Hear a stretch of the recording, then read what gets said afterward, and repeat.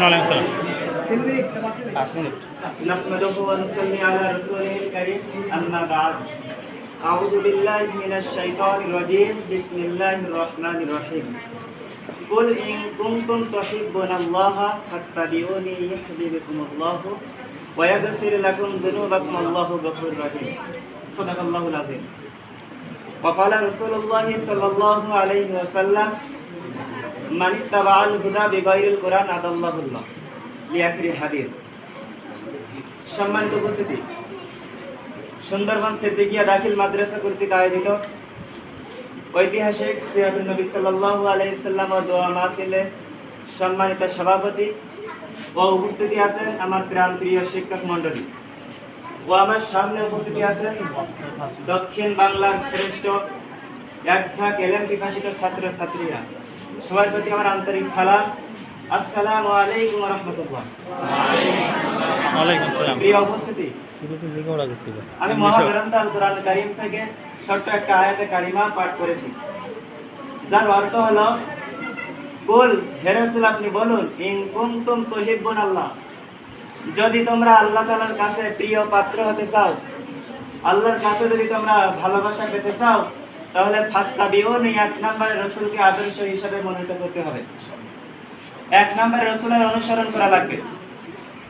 আপনি আর আমি যদি রাসূলকে শুধু ভালোবাসি, এই সিরাত অনুষ্ঠানে এই বছরে বছরে এসে যদি শুধু ভালোবাসা দেয়, রবিউল আউয়াল মাস এক বছর পরে আসে শুধু ভালোবাসা দেয়, তাহলে বিশ্বনবী সাল্লাল্লাহু আলাইহি সাল্লাম উম্মতের ভিতর থেকে আমরা এক দফা করতে পারবো না। এই জন্য আমাদের প্রথম টার্গেট হলো বিশ্বনবী সাল্লাল্লাহু আলাইহি সাল্লামকে অনুসরণ করা। কেউ যদি বিশ্বনবী সাল্লাল্লাহু আলাইহি সাল্লামকে অনুসরণ ও আদর্শ মানার চেষ্টা করে, যদি বলে যে আমি এখন থেকে বিশ্বনবী সাল্লাল্লাহু আলাইহি সাল্লামকে আদর্শ মানব, এই মুহূর্তে থেকে আল্লাহ তাআলা তার জিন্দেগীর সমস্ত গুনাহ মাফ করে দেবেন।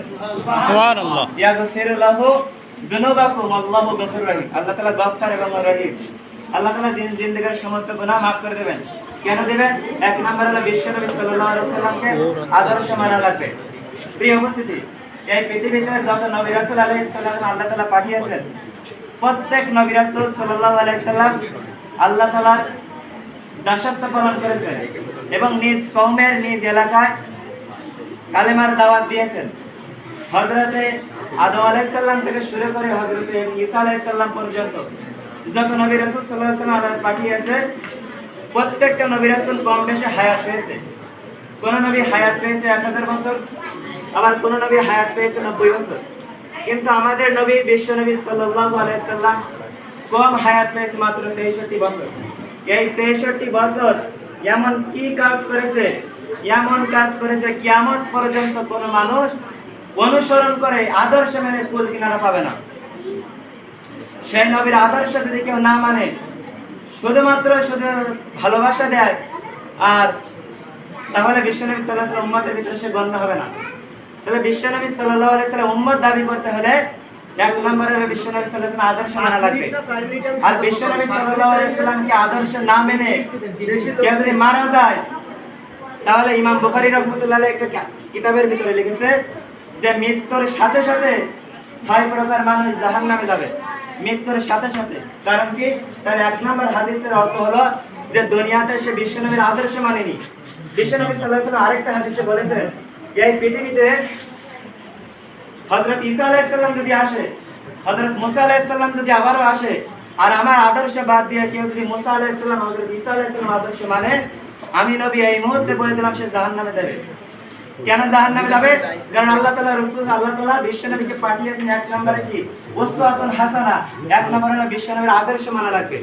আপনি আর আমি যদি বিশ্বনবীর আদর্শ না মানি, বিশ্বনবীর আদর্শ কি? বিশ্বনবীর আদর্শ হলো বিশ্বনবী সাল্লাল্লাহু আলাইহি সাল্লাম চুল রেখেছেন, মাথার উপরে চুল রেখেছেন তীর করে।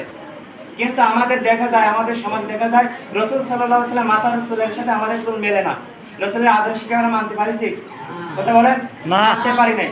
বিশ্বনবী সাল্লাল্লাহু আলাইহি সাল্লামের অনুসরণ কিভাবে করা লাগবে? বিশ্বনবী সাল্লাল্লাহু আলাইহি সাল্লাম যেভাবে বাথরুমে গিয়েছেন, কোন পা আগে দিয়েছেন, কোন পা আগে দেখে বের হয়েছেন, দোয়া করে বের হয়েছেন, এইভাবে যদি দেখে দেখে অনুসরণ করতে আমরা চলতে পারি, তাহলে বিশ্বনবী সাল্লাল্লাহু আলাইহি ওয়াসাল্লাম ঘোষণা দিয়েছেন, ইয়া আমার উম্মত, আর আমি একে সুপারিশ করে জান্নাতে নিয়ে যাব। সুবহানাল্লাহ।